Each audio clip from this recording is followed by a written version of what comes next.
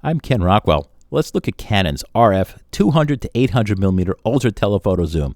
And to be honest, I don't even know you need to watch this review. The lens is magnificent. It's ultra sharp. It feels lightweight because it's not that dense, although it is a whopper of a lens. I have huge hands, and the lens is still bigger than my hands. It's about the size of a 2-liter soda bottle. Actually, it's a little bit longer, maybe not quite as wide, but it's hard to tell unless you've got some scale. And I said my hands are really big, which tends to make the gear look smaller. The telling point is it was introduced over a year ago. You still can't find it in stock. The way I got this was to order it. I ordered mine at B&H, and the links to all that are in my description, as well as the links to my complete written review at kenrockwell.com, which has all the original sample image files, which you can download and analyze to your heart's content. But the main takeaway is it's a fantastic lens, which the market has shown because you can't find this thing in stock even a year after it was introduced. I waited for months for mine, and I'm glad that I got it. But people want these things faster than Canon can make them because it's excellent and it's super low priced. It's around $1,800, which will vary with time. And people are selling used ones. They've gone for around $2,400 a piece. I think eBay has come down to around $1,900 a piece used, so people are still paying a $100 premium for a used lens today rather than having to wait several months for their African vacation to come up to get this lens. My advice to you is stop watching the review, order this thing now. And the beauty of it is when you order online, as I do from the sources I use, from the links in my review, that when you do those, if you don't like it, you can send it back for full cash refund if you don't love it to death. Let's take a look at some of the pictures I can make with this, and hopefully that will convince you if you're not convinced already.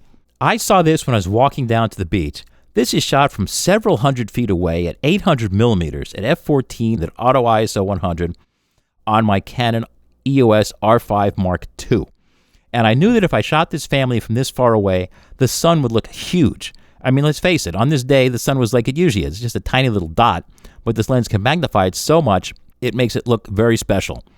And the point is, by magnifying this so much, you can see the rim lighting, all the little diffractive things around the edges of people, which I think looks beautiful. The funny thing was, I was several hundred feet away when I finally walked up to the family and showed them my picture and gave my contact info. Never did hear back from them. I thought this picture was awesome. Maybe they weren't that impressed. I don't know. Tough crowd. Of course, it works great for sports. This is a perfect focal length for shooting surfing or anything at a distance. This is shot from the pier from several hundred feet away in Pacific Beach, California, November of 2024.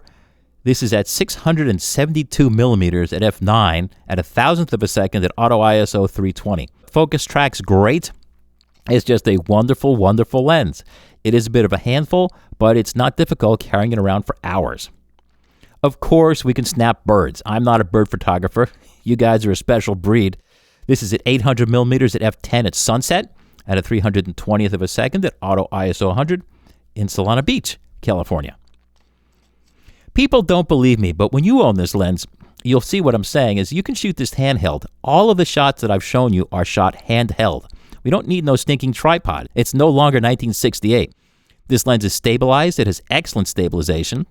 This moonshot is at 800 millimeters, wide open at f/9, handheld at a 250th of a second at auto ISO 500, and it looks just great. I did shoot this in the APS-C mode because I didn't really need any extra black around it. All these shots are shot handheld, so now we have power of 800 millimeters in our hand, anytime, any place. Here's a sunset at a typical 300 millimeters at f/13 at an 800th. It can shoot close-ups. This is morning dew on a blue car at dawn at Conway Summit near Lee Vining, California. It's 7 o'clock in the morning on the 18th of October, 2024, when it was about 18 degrees out. It was frigid. This is at 288 millimeters at f7.1, handheld at an 80th of a second at auto ISO 100. But if we do want to zoom in, these birds must have been a mile away. This is at 800 millimeters in program exposure mode at f16 handheld, trying to keep some things in focus from near to far here. This is at a 1250th of a second, minus 1 1/3 stop exposure compensation to keep the sun from just blasting out to white. And as the sun set, we actually got a bit of a green flash. Not really. October is not the time for the green flash because there's still too much humidity in the air. But if you want to shoot the green flash, this is the lens with which to do it.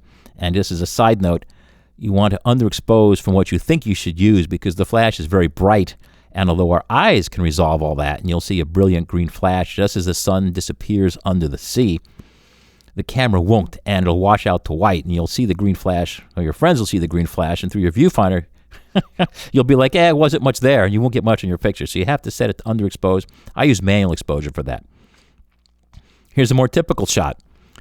Here's sunset with a surfer, again, Pacific Beach, California, 13th of October, 2024. This is at 300 millimeters f11 at a 640th at ISO 100. It also works with either the 1.4 or the 2 times extender. I have not tried that. It should work great, but the problem you start to get into is, although the lens is super sharp, your practical results may start to suffer because you're losing a stop or 2 stops of light. So you have to shoot at an ISO 1 or 2 stops higher, and or you have to use a shutter speed 1 or 2 stops slower. Either of those alone will lead to softer images, potentially either more blur or more blurred from the noise reduction at various higher ISOs. And so this lens goes so long, there are very few needs for getting that long, although I'll be honest, I use stacked teleconverters on my EF lenses, which we can't do with these RF lenses. So yeah, if you want to do astronomical work of the moon, by all means, get the 2 times extender and live it up. It's got an old-fashioned zoom. This one is a pumper zoom. It zooms out so long I can't even fit it in my field of view here.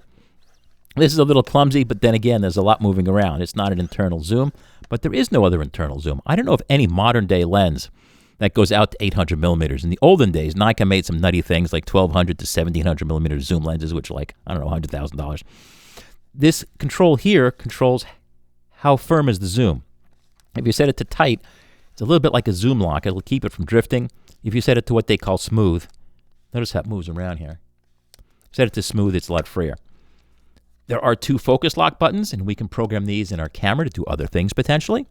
And I love it. We've got an autofocus manual focus control and a stabilizer control. Every lens should have these. It should be by law, but oftentimes they don't. What's weird is the focus ring is this white ring here. I'm used to it being a little bit rubber so I can see it better, but it's not.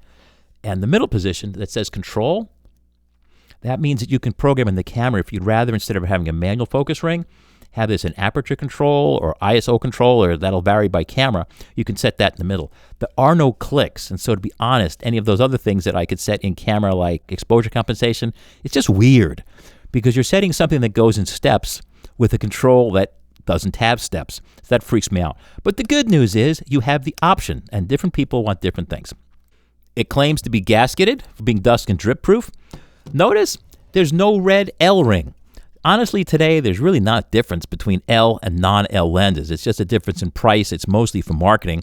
This lens feels exactly the same and looks exactly the same as the other L lenses, like the 100 to 500. It feels the same basic quality, the same materials. It's just that they like to charge more for the L lenses, and people are willing to pay for it because there's a lot of old-timers there who still remember the olden days when L actually meant something that was significantly different about the lens. Today, Canon puts all their technology in all their lenses, so you really don't need to buy L lenses. The only thing bad about this is it's hard to get.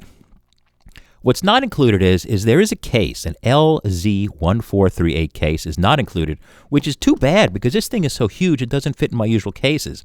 So when I take it out in the field, I have to schlep one of my huge backpacks that I use for my 300 2.8 and stick this in it, and now I've had to bring an entire larger case, when really if this is one of the lenses that came with just a slim case, I actually would use it, unlike with my other lenses where I don't.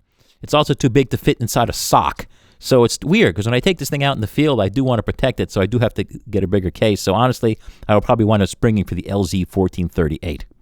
To go through some more detailed aspects of performance, which again, look at my written review. It really has a lot more in it. Autofocus is fast and sure. I don't have any problem shooting into the setting sun or tracking surfers from the pier. Autofocus works well.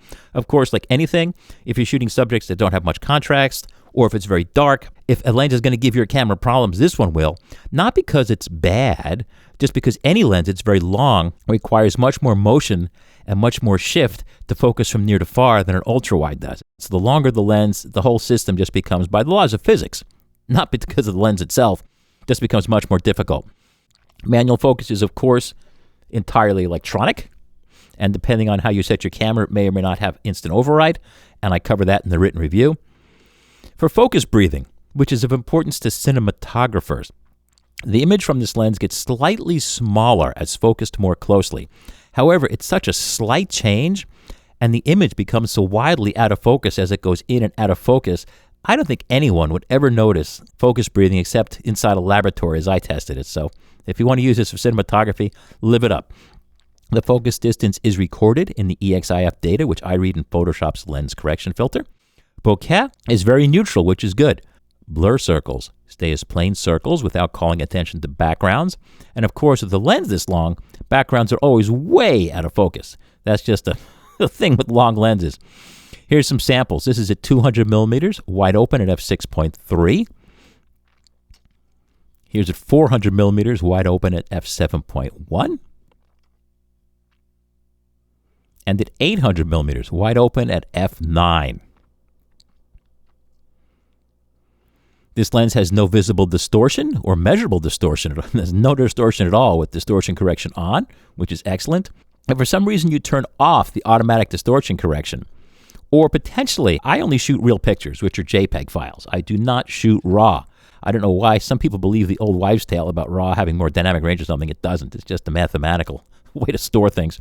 If you prefer to shoot raw data rather than actual pictures and save the RAW files, which you have to convert to an image later in your computer, which to me is just a waste of my time, the software you use to create an image from the raw data may or may not include the distortion corrections that the camera does in camera. And in that case, there may be some moderate pincushion distortion at the shorter end of this lens, which goes away to a pretty much vanishing level of pincushion distortion at the 800 millimeter end. But I leave that to you, and those folks who like to shoot raw love to mess with this stuff. And the correction coefficients, if you want to shoot raw and if your software does not correct the distortion, the coefficients to correct that distortion completely are again in my complete written review, which the link is in my description of this video, as well, of course, at kenrockwell.com. And this sample image of the Capri by the Sea Hotel or condos or whatever it is, skyscraper system here in Pacific Beach, California. And the only distortion I see in this isn't even distortion. It's just perspective from having to tilt the lens up a little bit to get the top of the building. Ultra sharp and not distorted. Ergonomics, this is a big hunk of lens. Typically to zoom it, it turns so far, typically you have to do it in a couple of stages. So to get from near to far, it sometimes takes a couple of steps. And it's not really going to work with just one, not really going to work with one finger. If you point it up or down, it's more difficult to extend the lens up because of the weight. So you are always going to be using a couple of fingers to zoom this. It's not a one finger flick like the Z lenses are on Canon, like the 70 to 200 2.8 or the 24 to 105 f 2.8 Z lenses that can flick with a single finger. I've got big, strong hands. I mean, you can't really see it here, but they're a lot bigger than regular hands.